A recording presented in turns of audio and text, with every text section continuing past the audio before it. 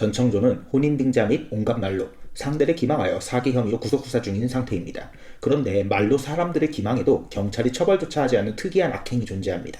그것은 바로 보험영업입니다. 근데 왜 정부에서 나서지 않고 언론들은 관심이 없을까요? 전청조의 경우 사기 방식이 독특하고 고급 외제차와 초호화 아파트에 살았기에 더욱 언론에서 보도한 듯한데요. 재미있는 건 보험 설계사 대리점 대표들도 비슷하다는 겁니다. 재무 설계사들 인스타그램을 보면 외제차와 해외여행, 골프, 고급 레스토랑 등등 럭셔리한 포스트들을 자주 볼 수 있습니다. 남자들은 멋있게 차려입은 정장 패션을 강조하고 여자들은 성형미 넘치는 얼굴과 살짝 야한 옷을 입고 애교 섞인 포스트를 씁니다. 거기에 유명인이나 기업인들 연관 사진과 상장 사진은 반드시 필수죠. 전청조가 남연인 및 자신의 인맥들을 팔아가면서 여럿을 현혹한 것과 비슷합니다.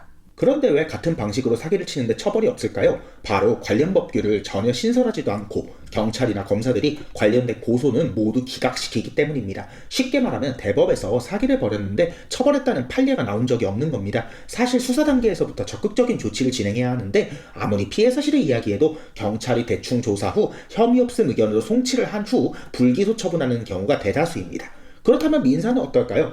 민사의 경우 대리점에서 설계사 개인에게만 책임을 떠넘기기에 지급 명령 이행 안 하고 동남아 등 제3국으로 도망치면 사기범 잡는 일은 거의 불가능합니다. 민사의 경우 강제력이 요구되지 않으니 해봤자 한국 자산압류뿐인데 차명으로 돌리면 사회행위 등으로 수사해도 처벌 가능성이 낮은 거죠.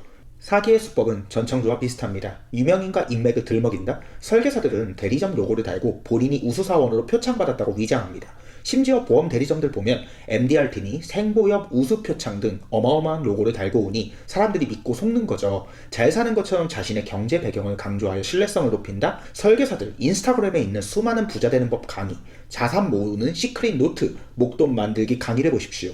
그리고 그들의 인스타그램에 있는 롤렉스, 파텍 필립, 포르쉐, 람보르기니, 골프장과 유럽 및 미국 해외여행 사진들을 보십시오. 전청조와 다를 게 없는 방식이 맞습니다. 자신이 부유해 보이고 돈이 많아 보여야 자기 상품에 가입하면 부자가 된다고 사람들이 믿기 때문이죠. 이것을 여러분도 잘 아는 가스라이팅이라고 합니다.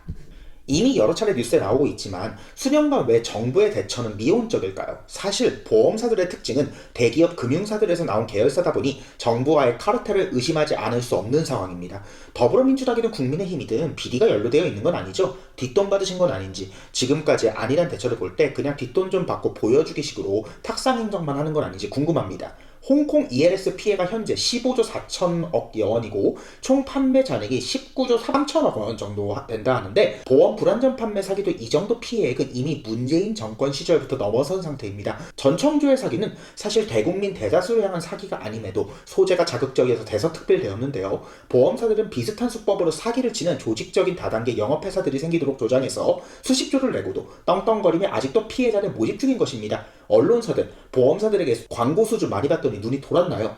수천억 챙기셨죠? 보험사들의 정치와 언론 관련 카르텔이 얼마나 강력할지 상상조차 어려울 정도입니다. 누가 정의를 구현할 수 있을지, 그리고 정말 정의 구현이 되지 않는다면 이 사례를 해외에 널리 알려야 할지 고심되는 부분입니다.